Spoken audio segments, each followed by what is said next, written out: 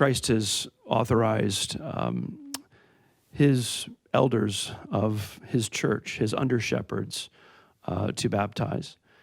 And yet we also have run across many circumstances where people have been baptized by someone other than an elder of Christ's church. And that's where we have to use a great deal of wisdom and discernment in looking at the baptism or not, considering the circumstances and considering how the baptism was performed. And that, I think, takes the wisdom of the plurality of elders in a local body to discern if that baptism was a legitimate baptism. We have to deal with this really quite frequently as a church. And people come from lots of different backgrounds, come from house churches.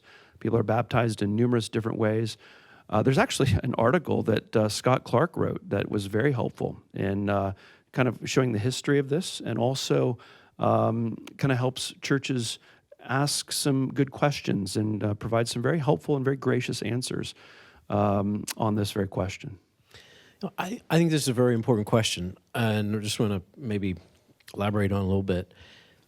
I remember reading back in the early 1970s, found this online, covered in the LA papers, of Pat Boone baptizing in his swimming pool.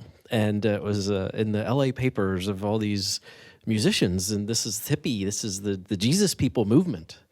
And they're all getting baptized in Pat Boone's swimming pool. And there's this large group within American evangelicalism, and they've always sort of been there, that have a low ecclesiology and a low understanding of how God has ordained the church. And I know the question is specifically about baptism, but this comes up sometimes at the Lord's Supper too.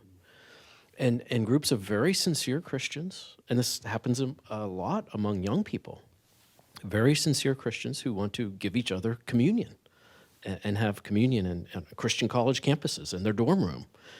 And I think it's reflective of what is a little bit of a symptom of American evangelicalism, of having a low ecclesiology and not recognizing how God has ordained his church as the means of grace and has ordained the sacraments or the ordinances, and they are in the purview of the church. And I think that's American evangelicals are sometimes susceptible to not seeing that and devaluing what God has ordained as his church.